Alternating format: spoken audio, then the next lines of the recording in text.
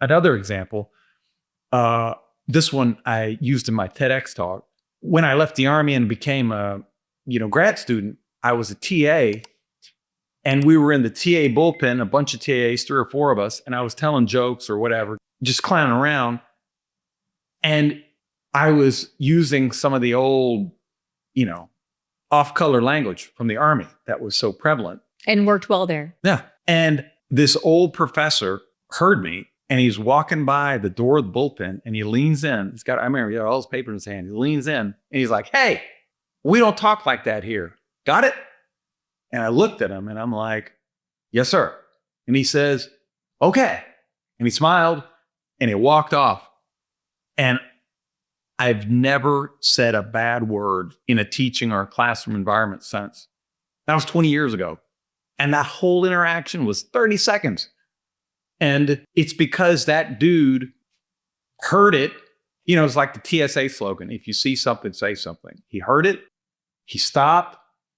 He gave, you got to have an example of the behavior. Hey, what you just said, we don't do that. And then he got me to, kind of put it into my head a little bit. You have to be very careful that, because the tendency is for us to drag our feet on giving negative feedback, that we don't give it the first time we see it. Like, for example, interruptions. Cindi and I got married. To her credit, it was fairly early on in the marriage, but she said, basically, "You're interrupting me." And that was negative feedback. And I was shocked. I'm like, that, no way. Like, I got a PhD in communication. Of course I'm not interrupting you, right? Like, this doesn't make any sense. How could this be possible? And we talked about it very briefly. It was a conversation. The whole conversation was probably 45 seconds. Basically, she's like, "Look, what's happening is you're excited and you want to say something. And so you don't think that it's interrupting because you're excited. And you just think you're being excited and you're trying to add on to the conversation, but you're actually stopping me from talking." And I was like, "Oh crap, that's an interruption." Completely no idea that I was doing that. I was doing it with Cindi in the marriage. And I realized, of course, I'm doing it everywhere else in my life. When it comes to negative feedback, the reason that it was worth me studying and culminating, in my dissertation, the reason it's worth this podcast is it has the power to do so much good. Cindi, in 45 seconds, basically eliminated probably 60% of all the interruptions that I do across my whole life by pointing out what was happening when I get excited, what I was doing. That old guy years ago who told me, basically to watch my mouth, changed my teaching approach. And it took seconds in both of those cases, but made a big deal. We have to watch out for dragging our feet. And then, because I don't do it the first time, I'm hoping it'll get better. I see it the second time, I don't do it. The third time I see it, I'm so mad because I'm remembering all the other times that I sucked it down and you don't do anything. And that's totally unfair to the person because you sucked it down and didn't do anything. Yep. But you come at them like a banshee. Snap. And then it's not dialed in right.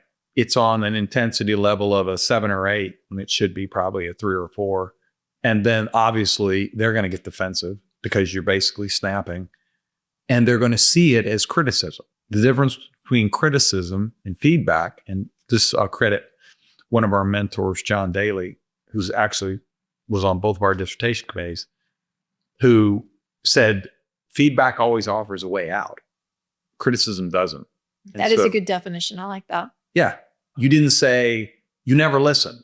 Well, what's my way out of that? Or you didn't say, "You're supposed to be good at communication, but how come I never feel like you let me talk?" Well, what's my way out? But here it was very specific and very discreet. The old guy didn't say, "You're going to be a terrible teacher." Well, what's my way out of that? He said, "We don't talk like that here." And there's a way out. And so you'll know that it's feedback if there's a way out for the other person, a pathway to do better, and if you can find what's truly in it for them. So there's a little bit of an altruistic reason as well. Why are we actually giving the feedback? the answer should never be because I'm upset. Right. And for inside organizations as managers, I feel like, because I don't have the issues that you have with giving feedback. Yep. I'm not super quick to give it. Yeah. I do try to give people space to straighten out to see if it's just an anomaly. Yep. But once it's not an anomaly, I'll give you the feedback. And to me, this is actually a kindness. Sure. Because if you don't get this straightened out, you're screwing up your relationships, you're screwing up the team. Ultimately, this may lead to you getting fired. Like, giving people the heads up that they got an issue they need to address, to me, feels like the fair thing to do. As a manager, you'll see things in your people. Don't be afraid to tell them, stop interrupting the client. Let them talk all the way to the end. You're overly repeating yourself. Whatever the feedback is, that relationship can handle it. And then let them begin to make sense of that. Ask them, what do you think? Because it's very hard for people to be in defensive mode.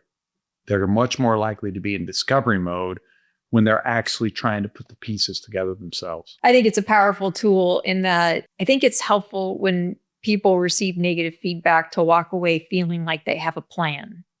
And even if that plan was of their own making, because you ask them, what do you think? They now have a plan and they feel like they can get out of the doghouse. I also think that sometimes people just need the knowledge. There's a famous saying from Pablo Coelho in The Alchemist, something that happens once will never happen again, but something that happens twice will surely happen a third time. Good feedback works like that, is that once you've been alerted to something, you might not change immediately, but it's in your head. And then you see it again and you see it again and you're like, Cindy was right, or whatever. I love that that's recorded. We'll have to edit that part out.